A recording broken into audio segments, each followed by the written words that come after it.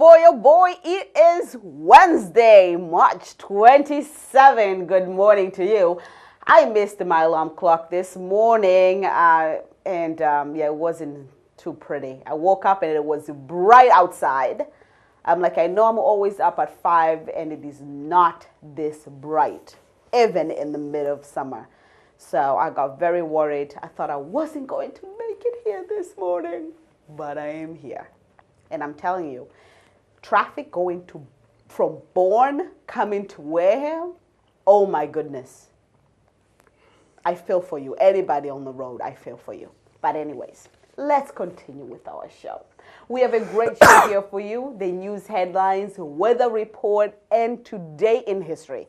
Peter Teitelbaum, Wareham Selectman and the chairman of the Redevelopment Authority, is in the studio this morning. And during our coffee segment, we will be speaking with Teitelbaum about the affordable housing initiatives in the town and the plans to redevelop redevelop parts of the town. And do not wait until spring to smell the flowers. Learn how Skip Waite, a whittler at Elizabeth and Company Home Offerings, also known as Echo, how he brings his gypsy flowers to life despite what season it is. But first, I would like to take this moment to thank Not Your Average Antiques, an antique shop down Cranberry Highway in East Wareham, for donating the props that you see in the Good Morning Wareham set. So stay with us because the weather, traffic, and news are next.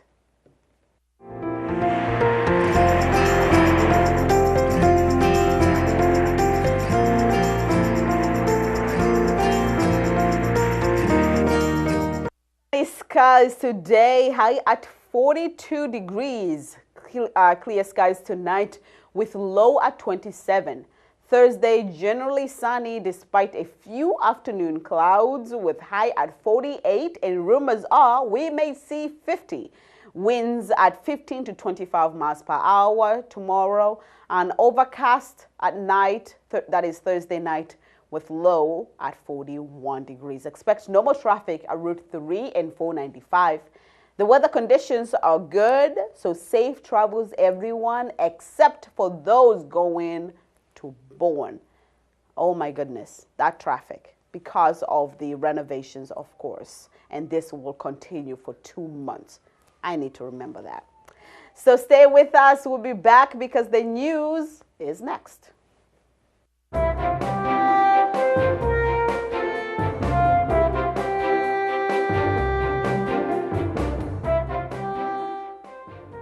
Wareham Weekly newspaper had the following headline: Wareham Free Library hosts a book sale. The Friends of Wareham Free Library always host book sales for most of the months in the year, along with a smaller sale in the hall of the library to raise money to support programs at the library. The group also donates roughly $10,000 each year to allow the library to update its collection. The sale will be open from 9 a.m. to 5:30 p.m. today, and from 1 p.m. to 7:30 p.m. on March 28th, that is tomorrow, and from 9:30 a.m. to noon on March 30, that is Saturday. The Friends will also host sales in April from the 22nd to the 27th, in May from 28th to June 1st, and in July from the 17th to the 25th. There will be no sale in June.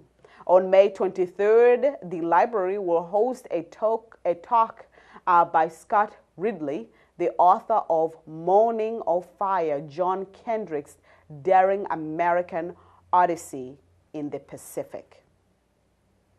And to another news of the day, Weekly Local Wareham had the following headline: Wareham Planning Board okays 13-acre Borrego Solar Project.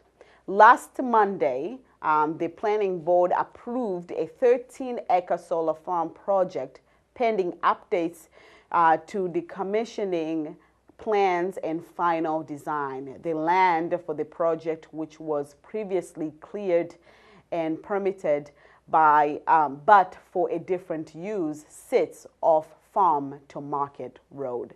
And that is all the news I have for today. I'm sure we're going to have more headlines on Friday, but stay with us. We'll be right back after this short break.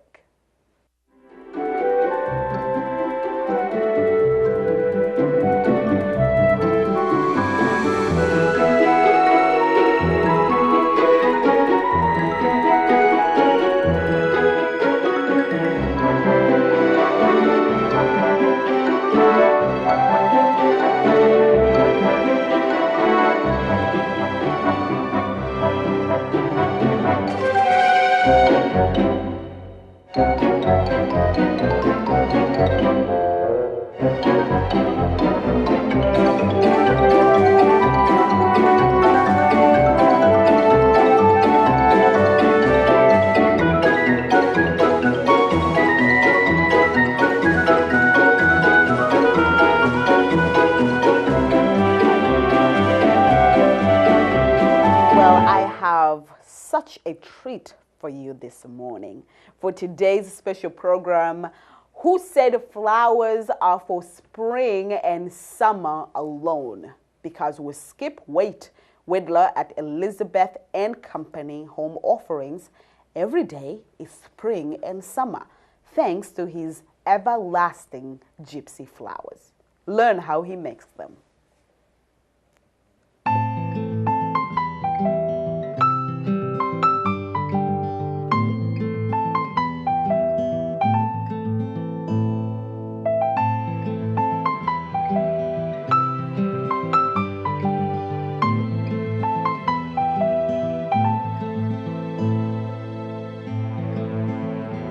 On this special program, WCTV features Skip Waite, one of the local artists that you'll find at Elizabeth and Company Home Offerings.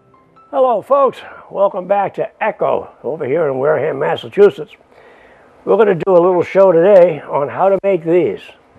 This is a gypsy flower made by the Romanian gypsies hundreds of years ago. And they're kind of fun to make. This one happens to be a natural one, probably made out of cedar. And I've actually shellacked it. But we're going to take a minute and I'm going to get you some supplies. And we're going to start making these things.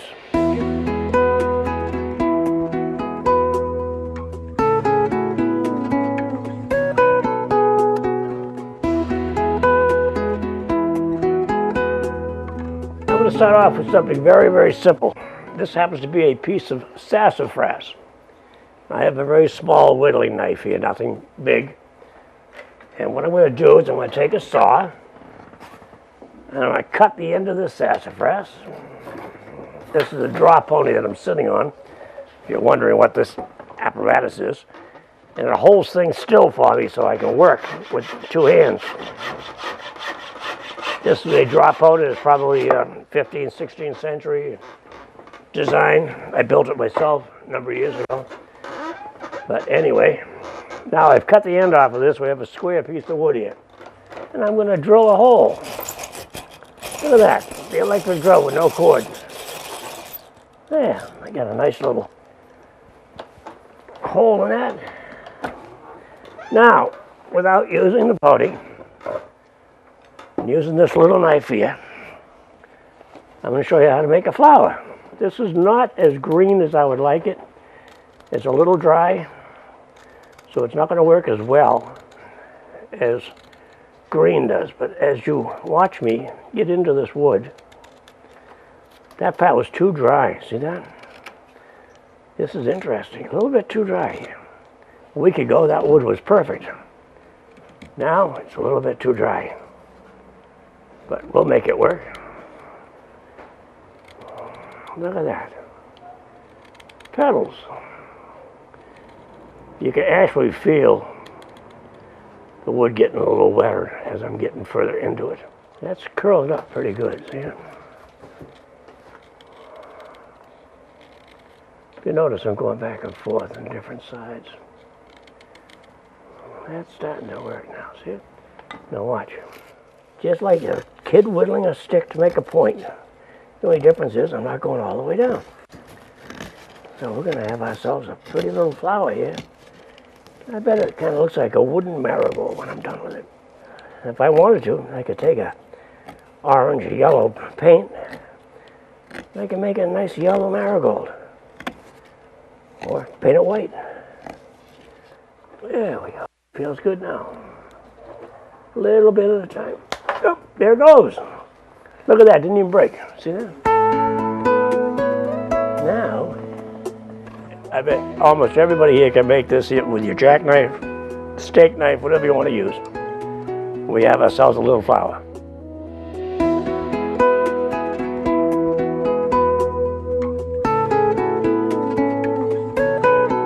Okay, now we're going to take this piece of white oak.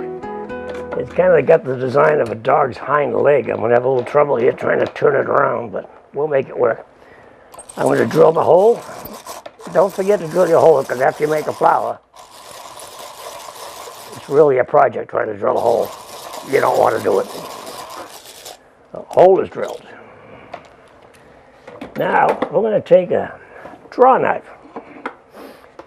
That is a draw knife. This is a draw knife. This was a flat one, this is a curved one. They both do different things. We're going to take the rounded one. I'm pulling this out a little ways, and I'm going to take the back off of it. That's why it's called a draw knife. As I draw, I take the back off. Boy, that is like a dog's hind leg. It doesn't want to be held. We'll adjust this because it's adjustable. There we go. Now we'll move it. Get it right here. Almost too crooked, isn't it? There. Now, I'll be darned. Don't you dare. Hold on. I'm getting attacked here. The angle I hold it at actually determines what it's going to look like. And what I'm doing here, this is a fairly dry piece of wood also. So I'm pulling them up, making them stand up. They want to be curled. I don't want them to. Every time I do one, I straighten it out. That's going to give me a nice looking flower. I'll do 2 or 3, and I'll stand them up. See it coming? I'm stopping about 1/4 of an inch from the end of the flower. It's a hard piece to hold it. It's so crooked. But you know what? It's going to make a beautiful flower. So we'll fight with it. It wasn't ugly stick.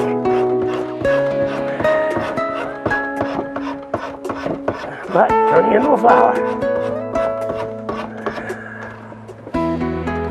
Yep, that's it.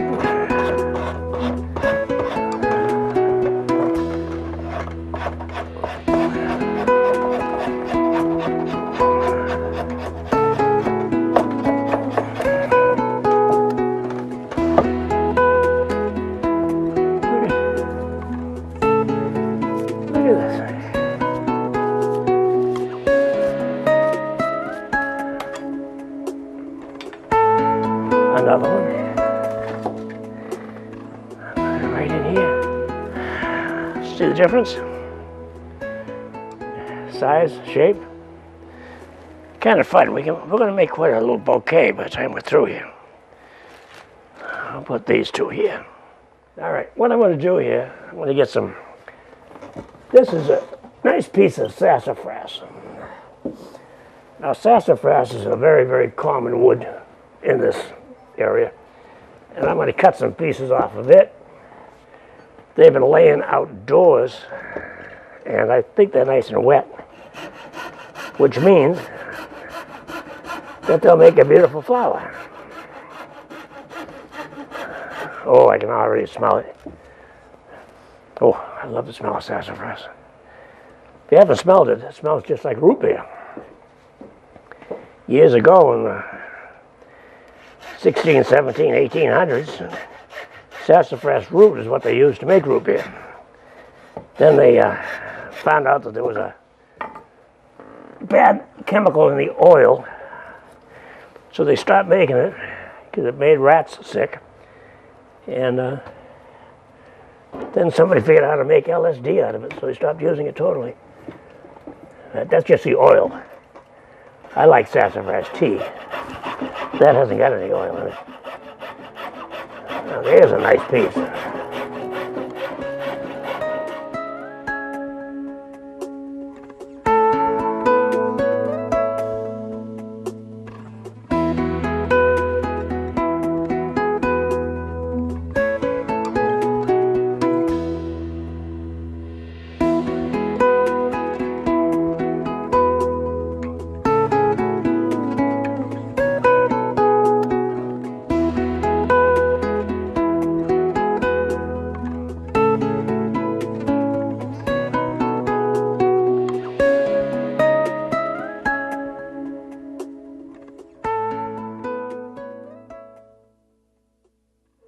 Yeah, this is a piece of linden. I just went out and got it. And I'm going to clean off the little branches and stuff so I can turn it easily once I put my glasses on. So I don't cut myself. And I'm just going to clean it up a little bit at a time. What I'm going to make out of this is a big flower. And I think if I play my cards right, I'll end up with a sunflower. We'll make it yellow and it'll be a sunflower. We make it some other color and it won't be a sunflower. Now, we'll turn this around, feed it in here. That's not going to work, is it? All right. We'll just take this out and put something else in. It'll give me more room to work with. There we go. Perfect. All right. Now, first thing I'm going to do is cut this, square it off, and then after I square it off, drill the hole. If you don't drill the hole, you're going to hate yourself. All right. If we don't drill the hole, you're going to hate yourself.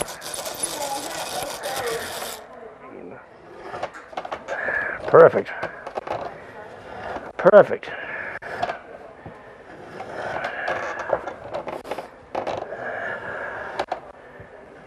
See, in the olden days, this is what they used to do to make spokes for wheels. Same thing I'm doing right now. All right, now we start the flower.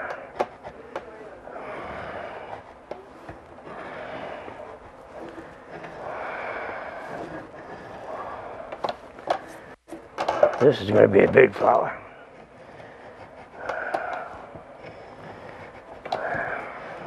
Now, you know, it's funny, I just said I was going to make a sunflower, and I'm doing it wrong for a sunflower. So, what do I do in a case like that? I've already started.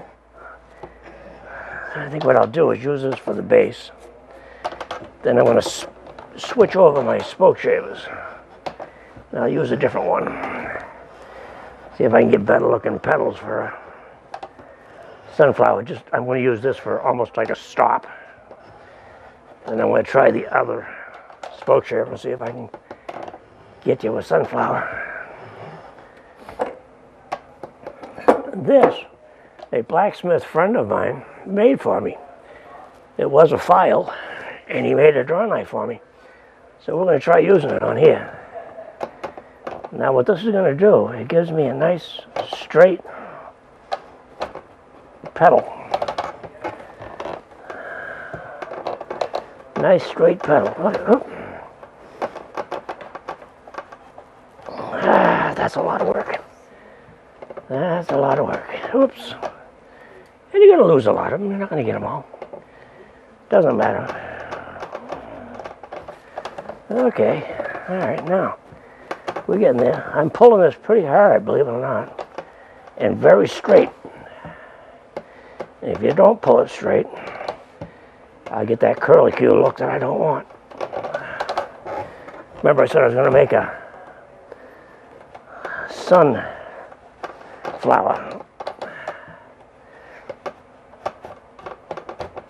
That's what we're working on.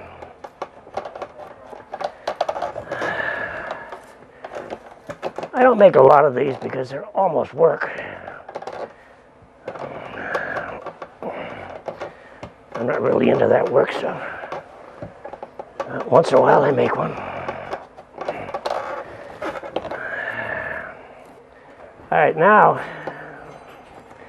you can stay with me for a minute or I'll stop, one or the other, because what I want to do now, we're going to start flattening this, making it look like a sunflower.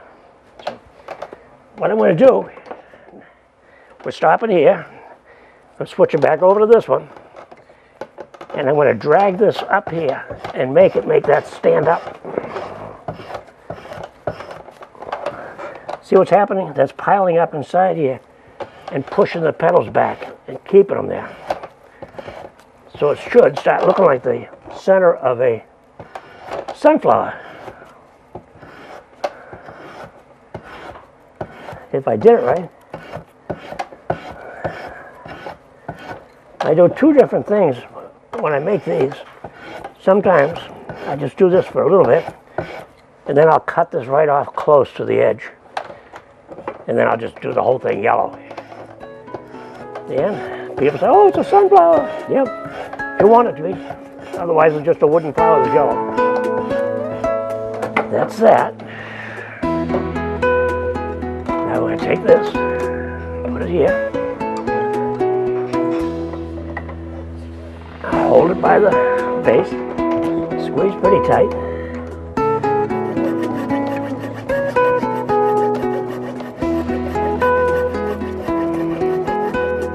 Sunflower.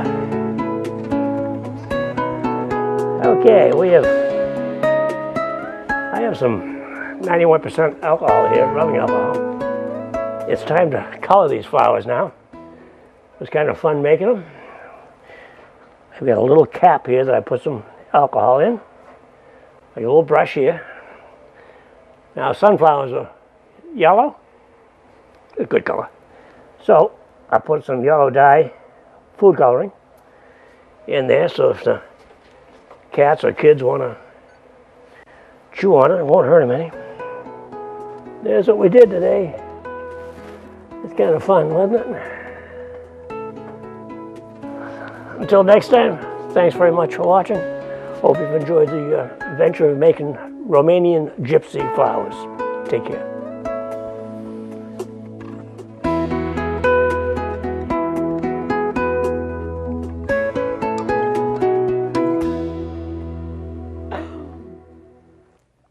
That's so beautiful. You can find Skip Waite's Gypsy Flowers at Echo. That is the new store inside the old company store building. Waite also makes Russian fan birds, and we will bring you that, that project next week. So stay with us. We'll be right back. The history segment is next. But first, let's take a well, the history segment is next.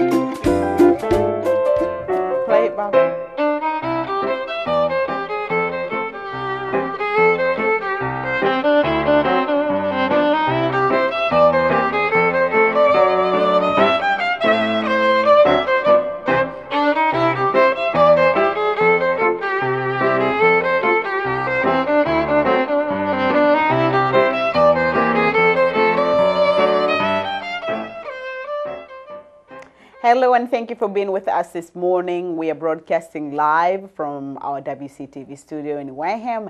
This is Good Morning Wareham, your source for local news, weather, traffic, and more information. And of course, it is time for our history segment. So today in 1939, the first ever winner of March Madness became the NCAA champion in men's basketball. The winning school was the University of Oregon, which beat Ohio State University. Since then, March Madness has blown up to become one of the biggest sport events in America, with 68 colleges duking it out for the title, pun intended. A women's tournament was started in 1982, a tournament that has been dominated by University of Connecticut, who have won a total of 11 championships so far. And to our second history fact.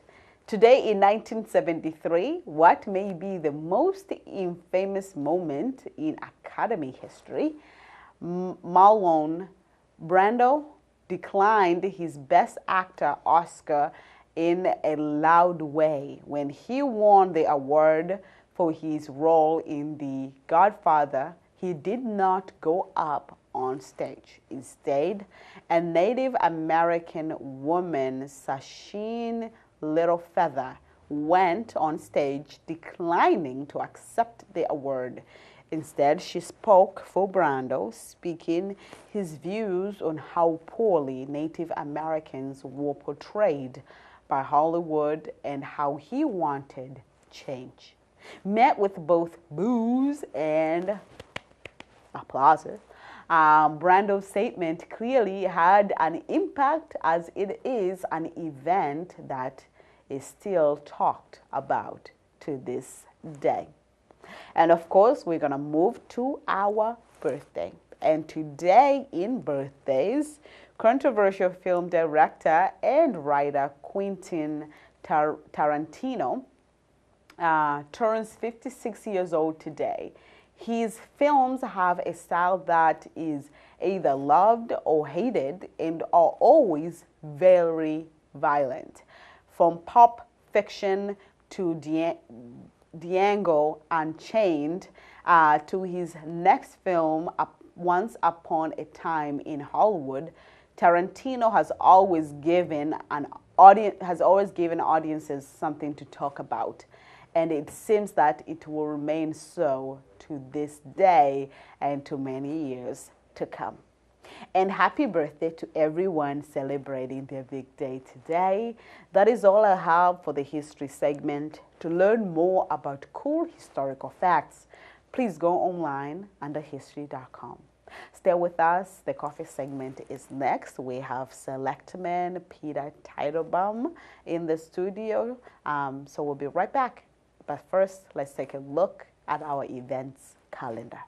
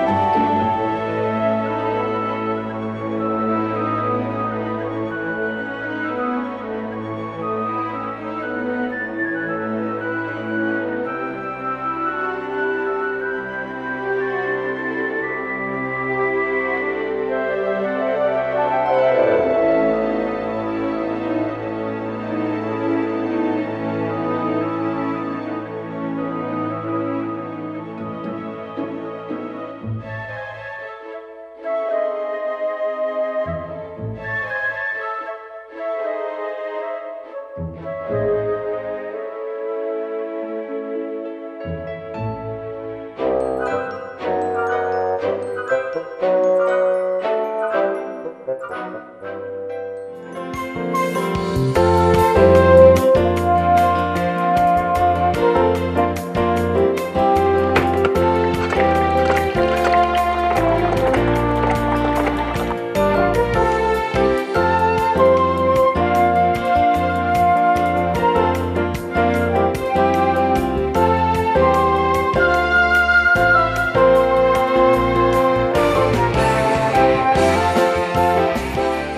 back. This is Good Morning Wareham. We're filming live from our WCTV studio at 505 Main Street in Wareham. And this is the coffee segment. With me is Peter Teitelbaum, a selectman and also the chairman of the Redevelopment Authority, here in the studio to talk about, well, the plans in Wareham to create more affordable housing. And also we're going to talk about the Tremont Nail project. So stay with us. Welcome. Oh, thank you. Nice to be here. Thank you for being here this morning. Let's start with the Tremont Nail project. What's the latest on Project that? or projects? Lots of things going on out there. But one thing seems to have some grounding, and that is the Organa brands. The rest are just talks, right? Still preliminary talks. Well, we'll start with Organa brands. We did finally get approval from the state of the zoning bylaw, which allowed the single, marijuana use out there. So that that was the last step that Organa brands needed in order to get started. They're going to be in the sheet metal building. What's interesting is that they found mold in the building. Wow. And mold is the death of any marijuana processing. So they are actually going to be removing all of the metal exterior and insulation and all that stuff and rebuilding it. So it's estimated to be, I think, about a $250,000 job. So at the end of it, we're also going to get a new exterior for the building out of it. Now, for them to invest all this money to remodeling that building, does that change our host agreement, or does that put another contingency in this plan? No, the host agreement with the selectmen and the amounts that we will collect will remain the same. Because nothing comes for free. No, but again, they know that they will make enough money off of this that a $250,000 additional investment in the building, beyond what they'll be doing for their installations, for their sort of lab operations, it doesn't make it not feasible for them. So they didn't ask us for any concessions in that regard. Ken Buckland, the Director of Planning and Community Development, did work with them on that to make sure that everything would stay the same in terms of what we originally agreed to. So, and that's what's going on. Okay. So they're going to be out there fairly soon. I think they've already ordered the exterior sheet metal. There's been some discussion over what kind of paint works best in a building like that, and so on and so forth. I think they've chosen a scheme where it's going to be a light gray with a red trim and possibly a black roof. So it won't look that much different, I think, than it does right now. Right now it's got the red paint on the outside. So it'll continue the red accents that match the rest of the place. Okay. As you notice, the window trim, the door trim, and everything else on all of the other buildings is a red, except for the white office building in front. Okay. So they're trying to keep what they do out there in keeping with the current color scheme, so it won't clash. All right, and the selectmen, of course, received an official approval from the Massachusetts Attorneys General. Right. Right. This was in regard to the zoning. Yeah, at the very last minute, they did receive one complaint from a citizen. Who was that citizen? Well, I'm not going to say because I don't want to embarrass anybody. But the claim was that it was spot zoning, which it wasn't. An overlay district, by definition, isn't spot zoning because you're simply allowing additional uses on a few properties. You're not cutting out an entirely separate zone and making it special for just one property. And the bylaw as passed covered Tremont Nail, It covered across the street the Assad's property, which includes the old company store, and then a couple of other small town-owned parcels right in the vicinity. So, you know, the spot zoning claim failed. They were concerned about notice, whether people had notice of what was going to happen, whether the bylaw that was passed contained all of the properties that were listed in the original newspaper publication of the planning board hearing, and it did. We had fewer properties that were passed in the end, but you can have fewer, you just can't add more. Because people would have the right to show up if their property were listed, they would have the right to show up at a planning board hearing, for example, and say, yeah, this is great, or no, I don't want it. So we actually approved less rather than more, so that's not a problem, you can do that. You know, they talked about, well, there was a lot of opposition, but it passed by better than 4-1 at town meeting. So, I mean, nothing at town meeting that has any controversy to it passes by better than 4-1 unless the people are really convinced that there's a financial benefit to the town. So do we know what Verlife will do now that they are renting the parking space? Yeah, they're going to have to move the parking because, you know, there's going to be large cranes and everything there, you know, redoing the what they call the skin of the building. So that's going to take up a chunk of the parking lot, and you don't want, you know, heavy construction vehicles at the same time with people, you know, parking in there. The plan, as I understand it, is to take a portion of Merchant's Way for now and use that from where the sewer pump station is at the Narrows, I guess back towards behind the Cornwell building. Dedicate off, you know, however many spaces, 25, 30, whatever they deem necessary, and have people park there and walk to the shop, which frankly I think is a good thing. It'll bring traffic into Wareham Village, and hopefully when people are going to the Verilife shop, they'll also stop downtown, patronize the restaurants, you know, Bert's Bargains, Gallery Consignment Shop, all of those places could use some retail traffic. We're going to see how that works out. I think they've got another contingency plan for other locations should that not work out, and go back to a shuttle system if they have to. I think the preference is to have the parking in the village. Okay. And that will start fairly soon, I think, mid-April is my understanding. All right. And we also have the environmental cleanup underway. They were out there a week and a half ago, putting in wells where they're gonna measure the tidal influence, because, you know, even though it's on a river, it's at the area where the river sort of broadens into, you know, that back area behind Merchant's Way, where also the Agawam River comes in from the north. So it is affected by the tide somewhat. You know, it goes up, it goes down, it goes up, it goes down. So they're analyzing that to further refine their treatment plans. Okay. So they're already out there too. So we've got that going on. And we've also got interest from a group of people from New Jersey. There's a developer and an architect and another gentleman. They've redeveloped some large old industrial buildings in New Jersey, and they're interested in the main factory building. They're taking a look at that. Now that's the big thing that we thought was the white elephant that nobody would ever want to take on. Okay. Just because of its size and, you know, the conditions inside and the dam and what's going to happen with that and everything else. These people seem unfazed. And what do they want to do? What's their plan? They're thinking of possibly a distillery, possibly a brewery with a brew pub restaurant concept in there. They're talking about potentially some art space in there, and also possibly some entertainment space. So that's all in keeping with the vision plan that we put out almost 2 years ago.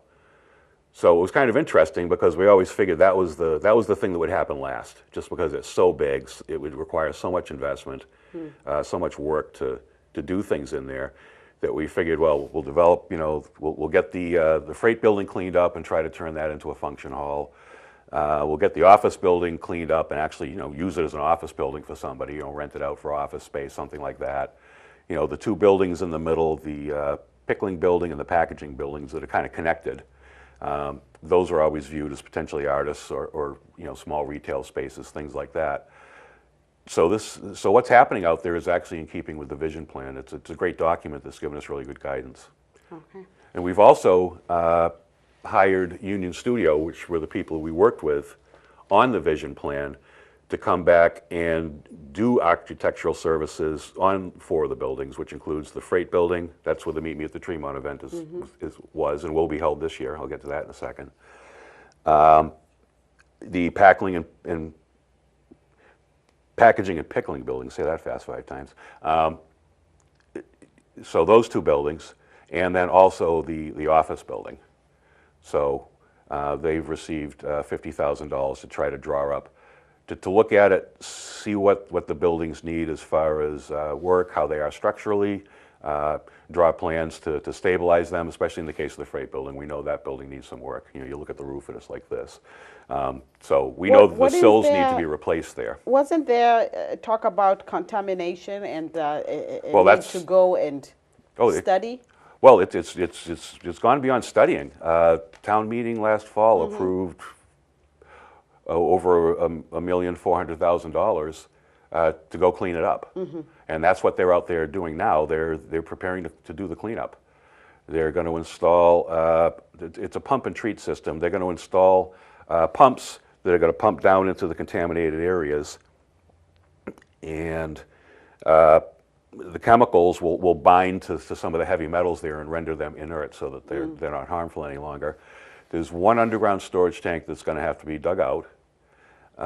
There's some petroleum contamination that will also be dealt with. It's probably an 18-month treatment process.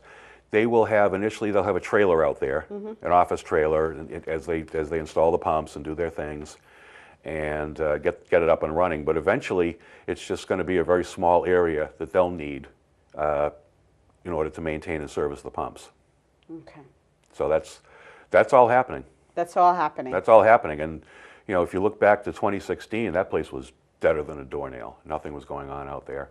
It was just sitting there. So I'm really appreciative, and I have to give some thanks to Sal Pina. He's the one who originally went out and got the state money to fund the first environmental investigation that was really worth anything out there. There had been prior environmental issues, and they were allegedly cleaned up. Obviously, it turns out they weren't so much.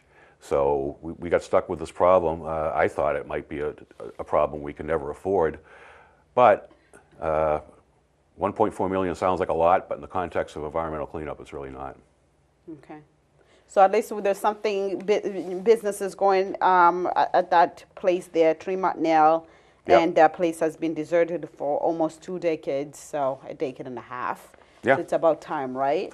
It's about time. We also have the activity across the street, the old company store. You've got the Echo business in there. Yeah, the Echo business, and it's really thriving there. Yeah, and she's holding an event at the end of April, and she actually asked if she could use some of the parking there, and she's just looking for like 20 or 25 spaces, and we said fine, you could do that. So we want to partner with people in the vicinity as well. Yeah, because what she's doing fits in with the overall. Yeah. With the arts. Yeah, with the arts and direction. Okay, so moving on, let's talk about affordable housing. And when we talk about affordable housing, we need to be clear. There is 40B housing, in which tends to be a problem for our community. The idea of 40B housing, affordable housing, is great, but the actual reality of it isn't.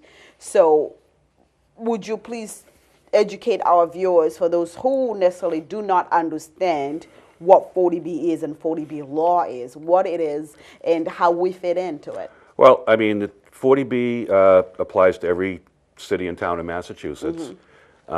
It essentially says that developers can come in and get comprehensive permits from your permitting authority, which could be the planning board in some places.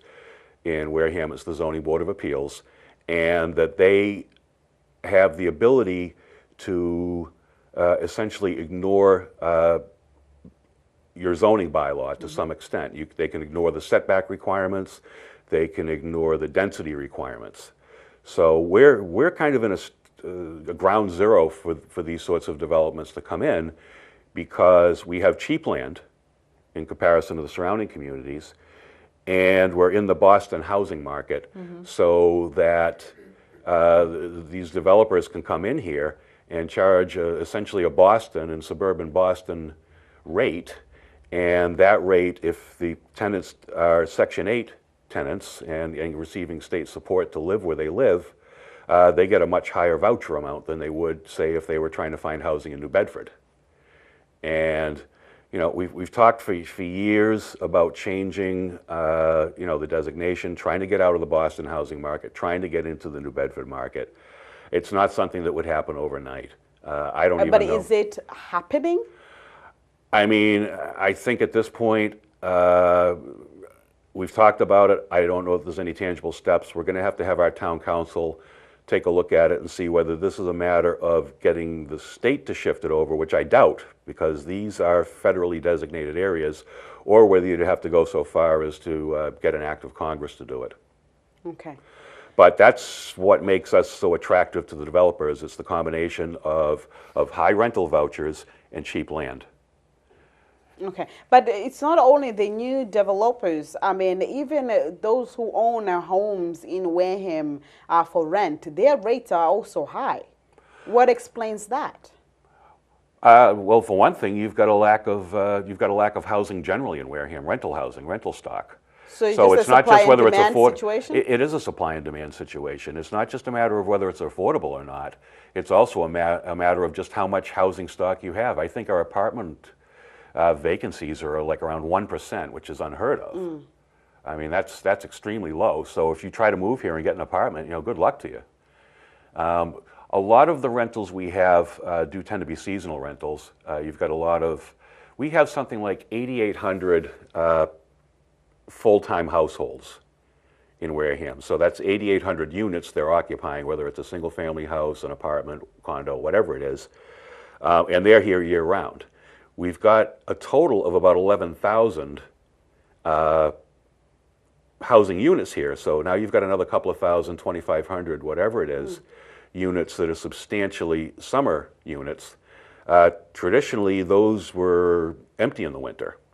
But as it becomes, you know, more expensive to own your second home and pay the taxes and pay the sewer or pay whatever you pay, a lot of these people are renting out on a temporary basis. So that's where a lot of people would find it, you know, more affordable than they would if they were looking at a year-round lease example. Okay. So the housing here still is comparatively cheap. If you look around. Well, when you say comparative cheap, and we're not cheap compared to New Bedford, but we're cheap compared to a lot of the Boston housing market. Okay, yes, but still, it is not fitting the needs of those who live in this community. It is cheap, but those majority of who live here, or a significant percent, are still. I wouldn't say a majority. I mean, most people own their own homes, so they don't have to. And most rent these homes, or most are looking. No, they have jobs here. We have a very small rental population because we don't have a lot of apartments here. Wareham isn't like a city where you have. You know, for example, a city like Quincy, you know, you have a lot of single-family homes there, but you also have a lot of duplexes. You have some three-deckers, and in Quincy Square, they're just popping up, you know, 15-story apartment after 15-story apartment. We don't have that many people in Wareham who who don't have housing that they can afford. And the other thing that's missing in this equation too is even though the state won't let us call it affordable housing, the trailer parks are unbelievably affordable. And there is a good explanation to why they cannot account those as affordable housing, isn't it? Because the land they're on. They don't own the land. Essentially, what they own is as the law currently stands, it's almost like owning a camper, if you will, that sits on somebody else's property. So it's the question of they don't have what's called a fee simple, which is the basic form of land ownership. They don't have a fee simple interest in the land. So if you don't have land, you don't have real estate. If you don't have real estate, then it's not really housing in the traditional sense. We know better here.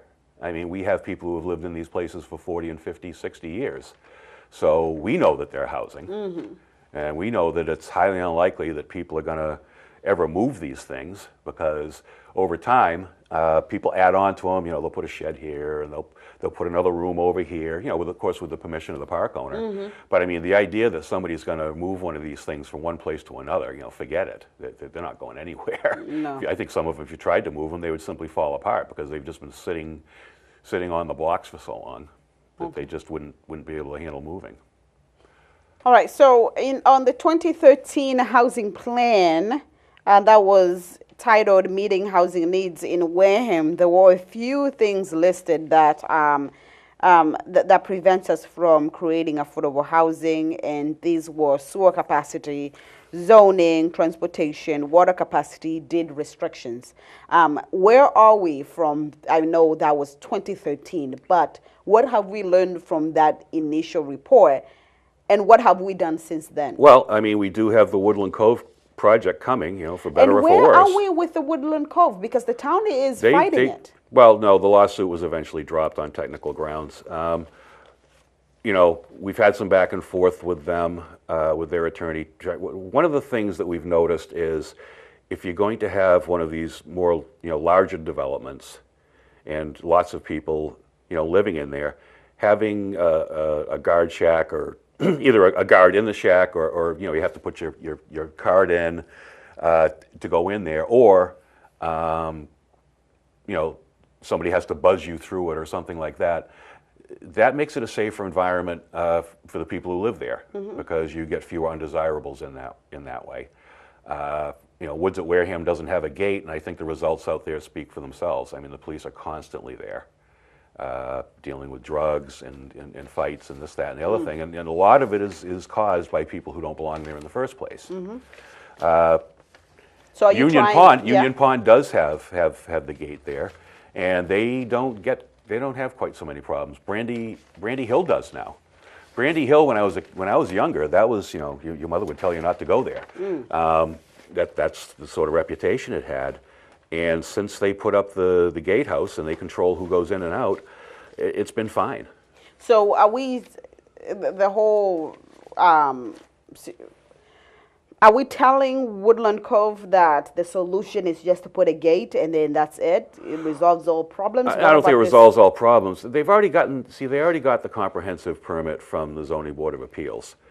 So we had some concerns about some of the things in there, and that's why we filed a lawsuit. We felt that the ZBA should have imposed more conditions on them, which didn't happen. Such as? Well, one would be the guardhouse. We were concerned too about groundwater monitoring, because you've got the onset fire and water district's wells. I mean, what are they, a quarter mile out back? And whatever runoff from the parking lot, oil pan spills, whatever, we wanted to be able to monitor some of those things. So there was some reason to possibly try to get more out of them, and that's why the selectmen decided to file suit. But in the end, if they get their state financing in the form of the tax credits and loans or whatever it is that they need financially to come in there, this will happen. I mean, but this, once again, we're not resolving anything with Woodland Cove coming in. Well, we are and we aren't. Well, we are having Cranberry. We're getting closer to the thing people need to understand is, if the one positive I think I can point to with Woodland Cove is that when the 150 units are built out, we'll be a lot closer to our 10% quota, so that we don't have to accept the 40B applications anymore. Developments such as Rosebrook Apartments, which are luxury apartments, that kind of throw the balance down. So we are almost there at the 9.7. With this, we were supposed to be at 9.7, but with another non-affordable housing coming up, then it throws the balance. But remember, the affordable housing only has to be 10%. So if Rosebrook is 65 units, the number that we need to get to for our 10% only grew 6.5 units. If you see what I mean. The entire 65, it gets tacked onto our total, but remember, the total amount of housing gets divided by 10, what are the benefits, that's your number. What are the benefits of having apartments such as Rosebrook, which are almost untouchable? Well, I mean, they're starting to rent here. them out. I don't think they're untouchable. I think what you'll find is $1,500 for a single bedroom with nothing included, and that is the main level. Well, we talk about that as being maybe not affordable here, but if you were in Quincy or Boston, that same apartment would be probably $2,800 or $3,000. But we are trying to cater for those who live in Wareham, right? Not necessarily. I mean, but the mission statement, but that's for affordable housing. That's not necessarily. This is just one component of development in the town. This isn't the only housing that we need in this town. We don't just need affordable housing. We also need the luxury apartments. Well, I don't know if they're luxury. They did advertise that. They're saying luxury apartments. Well, I'm sure they advertise that way. Why wouldn't they? But there is a need for apartments generally in town. You know, if you've got a young couple that, you know, don't want to pay Boston rents and can get to the Middleborough train station and can commute to Boston and come back and want to be here for the beaches and the water and the natural beauty and all this, that, and the other thing, you know, $1,500 a month is cheap. If you're a yuppie, it's peanuts. It's half of what it's half of what you'd pay in Boston in a decent neighborhood, or in Quincy or in Brookline or any of those places. So where are we next? We have about 3 minutes. What's next then? We did this report. There's another report coming up, right? You're assessing parts of the town. Yeah, on the redevelopment authority. We got 2 minutes. 2 minutes, yeah. Okay. Just quickly, the redevelopment authority did hire a consultant to give us a redevelopment strategy. The consultant identified 4 areas in town that he thought were appropriate for redevelopment in an order of priority, starting at the top. Wareham Village, Onset Village, which he said, even though there's enough properties there that are dilapidated enough that we can actually use public funding in there to try to improve things. He said it was somewhat to everyone's surprise that overall it was quite a bit better than people think. The third area, it was the industrial parks, and a lot of that was I won't call it window dressing, but it was cleaning things up, getting better signage, you know, improving some of the roads, not big ticket stuff. And then the fourth area was Cranberry Highway in East Wareham, which a lot of that I think will take care of itself once we get the new road in. Okay. The one thing we do have coming up at town meeting that's interesting is we have an article to convey property off of Swiss Beach Road. It's actually across the street, if you will, from Woods at Wareham, to the redevelopment authority to try to, so that we can make an effort to put up as many as 40 affordable senior housing units. Okay. And in that context, people should expect me to stand up at town meeting and probably oppose the housing authority's plan to try to use $650,000 to build 4 units at Agawam Village, and instead hold that money aside so that we can see if we can get a developer in to do something at Littleton Drive. Because I think $650,000, if we can leverage that to put up 40 units, I'd rather have that than 4. Okay, wonderful. So you see, we had plenty to talk about, and hopefully you can come we did. back. We can discuss more about Well, it. maybe you'll get me back after town meeting. I'll keep a low profile till then. Oh, my goodness. Well, that was Selectman Peter Teitelbaum, and also the chairman of the Redevelopment Authority here to talk about, we talked about Tremont Dale, we talked about affordable housing and what's next, and that is senior housing. Which we desperately need in this town. That was our show this morning. You missed us this morning. Do not worry. This episode will re-air this evening at 6 p.m. Join me on Friday, and hopefully we're going to have our reporter from Wareham Week with us on Friday. Thank you, Wareham, and I wish you all a great morning. Thank you.